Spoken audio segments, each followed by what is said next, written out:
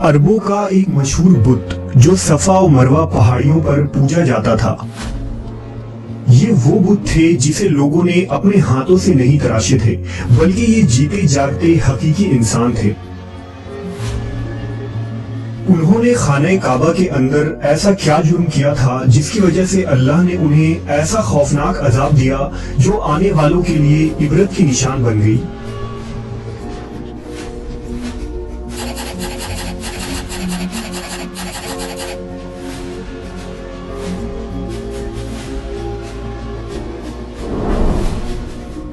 जब से खाना काबा तामीर हुआ तब से लेकर अब तक जिसने भी बैतुल्लाह की बेहुरमती की या बेहुरमती करने की कोशिश की, तो अल्लाह ने उनका वो हशर किया कि रहती दुनिया तक इबरत का निशान बनकर रह गए। फिर चाहे वो दुनिया का ताकतवर बादशाह अबरहा और उसके हाथियों का लश्कर ही क्यों ना हो।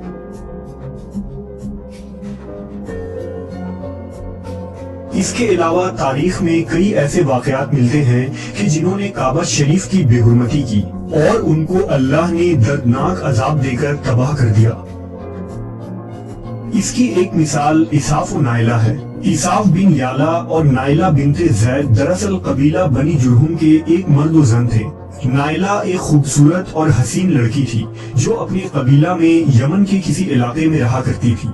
ये खूबसूरत हसीना कबीला बनी जुरहम में अपने हुस्न की नुमाइश किया करती थी। वो फहश लिबास पहनकर घर से निकलती थी और कबीला के नौजवान उसके पीछे पीछे चलते थे। हर कोई उससे ताल्लुकात का ख्वाहिशमंद था। उन्हीं लोगों में कबीले के सरदार का बेटा भी शामिल था जिसका नाम इसाफ बिन याला था। इसाफ और नाइला आपस में मोहब्बत कर बैठे और ये मोहब्बत बहुत ही जल्द खबासत में बदल गई। उन्होंने आपस में नाजायज ताल्लुकात कायम कर लिए और जब कभी मौका मिलता तो दोनों ज़िना में मशगूल हो जाते। इस तरह ये सिलसिला यूं ही चलता रहा। जब उनके घर वालों को इसका इल्म हुआ तो वो उनके खिलाफ हो गए, जिस वजह से उनके मिलने पर पाबंदी लगा दी गई। एक दफा का वाकया है कि बनी जुरहम का एक काफिला हज करने के लिए मक्का के लिए रवाना हुआ, तो ये दोनों भी उस काफिले के साथ हज के लिए चल दिए। काफिला मक्का पहुंचा और ये हज के अय्याम थे। उन्हीं दिनों का वाकया है कि एक रोज काबा में लोगों की तादाद बहुत ही कम थी और आसपास कोई भी मौजूद न था। लिहाजा शैतान ने उनके दिलों में वसवसा डालना शुरू कर दिया। वो दोनों खाने काबा में दाखिल हो गए और इस तन्हाई के आलम में जिना करने लगे। उनके इस खबासत और काबा की बेहुरमती पर जमीन और आसमान कांप उठा। समुद्र की मौजें जोश मारने लगी और अल्लाह की तरफ से अजाब नाजिल हो गया। हुआ यूं कि जब वो खाना काबा के अंदर बदफेली कर रहे थे तो उसी वक्त उनकी रूहें कब्ज कर ली गई और उनके गोश्त पोश्त के जिस्म पत्थर के बनते चले गए। ये लम्हा इंतहाई खौफनाक और अजीबोगरीब था। दो जिंदा इंसान अजाब इलाही के तहत अब पत्थर के बन चुके थे।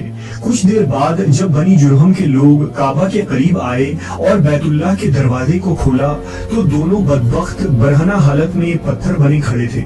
वो ये समझ गए कि ये खबीस अल्लाह की मुकद्दस घर में किस जुर्म का इर्तिकाब कर रहे थे।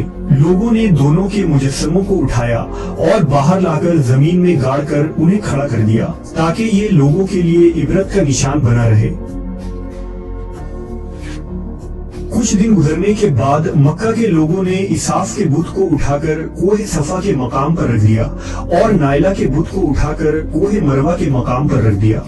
सफा और मरवा दरअसल दो पहाड़ी हैं जो हरम काबा के बिल्कुल करीब ही हैं। उन्हीं दो पहाड़ियों पर चढ़कर और चक्कर लगाकर बीबी हाजरा अलैहिस्सलाम ने उस वक्त पानी की तलाश की थी जब हजरत इस्माइल अलैहिस्सलाम शेर खार बच्चे थे और प्यास की शिद्दत से बेकरार हो गए थे।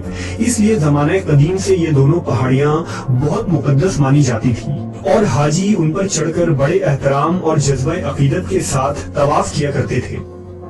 जब इसाफ और नाइला के बुत को सफा और मरवा पर रखा गया तो उनकी सजा ये तजवीज की गई कि जो शख्स भी सफा और मरवा पर जाए वो उन दोनों बुतों को एक एक जूता मारे। एक दो नस्लों तक तो ये अमल जारी रहा। फिर लोगों ने उन्हें जूतों के बजाय थप्पड़ मारना शुरू कर दिए और कुछ नस्लों बाद लोग उन्हें सिर्फ हाथ लगाया करते थे। इस तरह वक्त गुजरने के साथ लोगों ने उनसे इबरत हासिल करना कम और उनकी ताजीम ज्यादा करने लगे। یہاں تک کہ ایک وقت ایسا آیا کہ عربوں نے جاہلیت کی بنا پر ان کو محبت کی علامت قرار دینا شروع کر دیا اور قبیلوں میں ان دونوں کے عشق کی داستانوں کو فخر سے بیان کیا جانے لگا۔ آہستہ آہستہ یہ محبت کے دیوی اور دیوتا قرار پائے۔ 5ویں صدی تک اساف اور نائلہ کے اس بت کو عربوں کے بڑے بتوں میں شمار کیا جاتا تھا جن کے آگے لوگ سجدہ کیا کرتے تھے اور قربانی بھی چڑھاتے تھے۔ حضرت زید بن حارث رضی اللہ تعالیٰ عنہ بیان کرتے ہیں کہ زمانہ جاہلیت میں جب مشرکین مکہ بیت اللہ کا طواف کرتے تھے تو اساف و نائلہ کے اس بت کو چھوتے تھے۔ میں ایک دفعہ رسول اللہ صلی اللہ علیہ وسلم کے ساتھ بیت اللہ کا طواف کر رہا تھا، لہذا جب میں ان بتوں کے پاس سے گزرا تو ان کو چھوا۔ اس پر آپ صلی اللہ علیہ وسلم نے مجھ کو ان بتوں کو چھونے سے منع کیا۔ میں نے اپنے دل میں کہا کہ دیکھوں تو صحیح کہ چھونے سے ہوتا کیا ہے، اس لیے دوبارہ ان کو چھوا۔ آپ صلی اللہ علیہ وسلم نے دوبارہ ذرا سختی سے منع کرتے ہوئے فرمایا، کیا تم کو منع نہیں کیا تھا؟ حضرت زید فرماتے ہیں کہ اللہ کی قسم اس کے بعد کبھی کسی بت کو میں نے ہاتھ نہیں لگایا، اور میں قسم کھا کر کہتا ہوں کہ نبی صلی اللہ علیہ وسلم نے کبھی بھی کسی بت کو نہیں چھوا تھا، یہاں تک کہ اللہ نے آپ کو نبوت عطا فرما دی اور آپ پر وحی نازل ہونے لگی۔ ایک دن رشد و ہدایت کا ایک سورج طلوع ہوا جس سے یہ پورا خطہ جگمگا اٹھا۔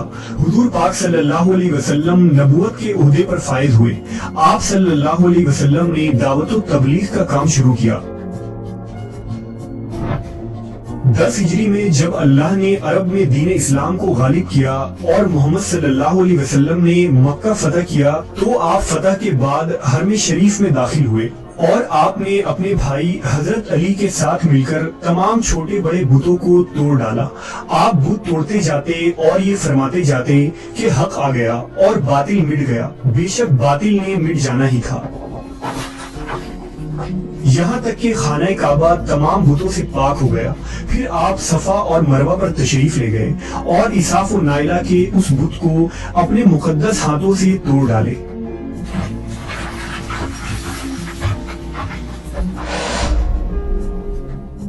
ہم نے دیکھا کہ اساف و نائلہ کے اس بت کو لوگوں نے بطور عبرت صفا اور مروہ پر رکھا تھا، لیکن شیطان نے انہیں ایسا گمراہ کیا کہ وہ ان کی پوجا کرنے لگے۔ صرف یہی نہیں بلکہ زنا جیسے بدترین جرم جسے کعبہ شریف کے اندر کیا گیا تھا، لوگ اس داستان کو فخر کے طور پر بیان کرنے لگے۔ ہونا تو یہ چاہیے تھا کہ ان کے اس بدفعلی پر لعنت کی جاتی، لیکن عربوں نے اس گناہ کو داستان عشق بنا دیا اور اساف و نائلہ کو ایک رول ماڈل کے طور پر پیش کرنے لگے۔ بالکل اسی طرح آج کے اس فتنے بھرے دور میں یہی کچھ حالات نظر آتے ہیں، جہاں اگر کوئی شخص کسی طرح کا سنگین جرم کرے تو لوگ اسے ہیرو کی طرح بطور نمونہ پیش کرتے ہیں۔ فریڈم، آزادی خیال اور لبرلزم کے نام پر ہر طرح کی خباثت اور برائی کو خوبصورت انداز میں پیش کر کے اس کی بھرپور تائید کی جاتی ہے۔ اللہ رب العزت سے دعا ہے کہ اللہ ہمیں ہر قسم کی برائیوں اور فتنوں سے محفوظ رکھے اور شیطانی لعین کے وسوسوں اور چالوں سے حفاظت فرمائے۔